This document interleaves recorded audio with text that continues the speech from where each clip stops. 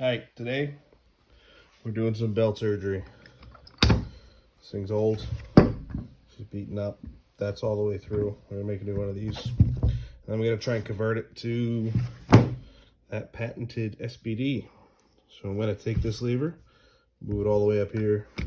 I'm gonna cut off the front of this right here. Cut that off. Move it up right close. And then I'm gonna take I made a little punch out of some tubing. We're gonna copy this whole pattern down here for probably all the way down to the RDX. And that should be automatically adjustable every time you use it.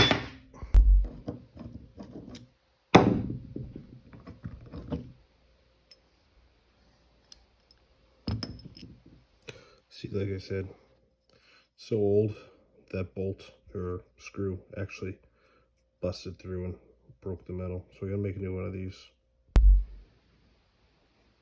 Just using the improvised hole punch because of that taper. It self-centers, finds those holes pretty easy, marks them out perfectly. And then I'll just move this up and get all my holes all the way to the end. All right, I lied. Following this pattern, this last hole was another 1/2 inch away, and just with how close that's going to be anyway, if that hole was right there, it probably won't be able to work. But if it's over here, just another 1/2 inch probably gives it enough room. All right, so hammering it out didn't really work. My punch is not sharp enough. However, putting it in a drill made it a joke.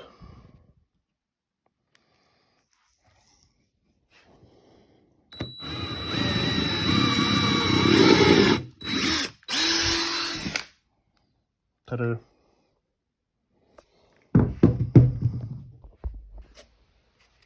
So for this, I just took a piece of cardboard, set it down here, poked holes through that side, came back here, moved it over one, drilled them, move it over one, drilled them, move it over one. Make sure to keep the bottom edge lined up.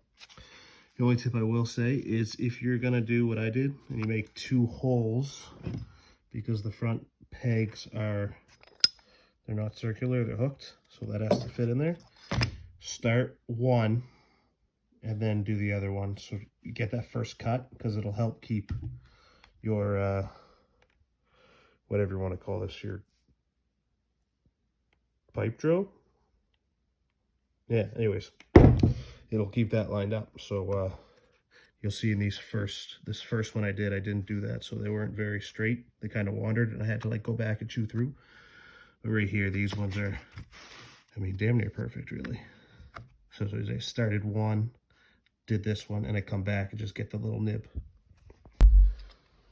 To replace this, I was gonna get just a random piece of metal, but I'm thinking I'm gonna cut this off anyway.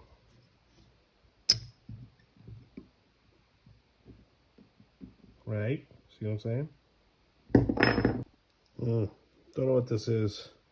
The grinder did not like it. It's super soft and actually pretty brittle. It might just be cast, but yeah, you can see the grinder was taking so long that I just snapped it off once I made a score. Yeah, I probably, if I was you, I'd probably make another one of these. That probably explains why that broke through anyway. It's brittle.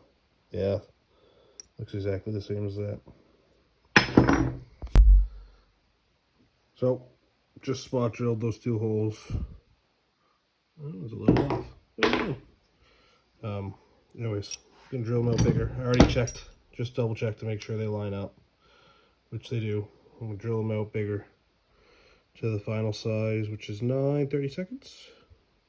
And then afterwards, I'll countersink it, because these ones right here were, they weren't even countersunk. They're almost, well, they're just like sunk. But I imagine that's why it broke. There's probably too much stress just on the corner as opposed to like the hole itself. Anyways, yeah, it grabs onto bits too. It's probably magnesium, actually, honestly, or something like that. Manganese, sorry, not magnesium, because it's like a real cheap pop metal feeling. Anyways, no judgment. The belt's done me fucking 6 or 7 years. I just looking for an upgrade. Don't do it. Doesn't work. Damn. I was really hoping to. Oh well. Back together.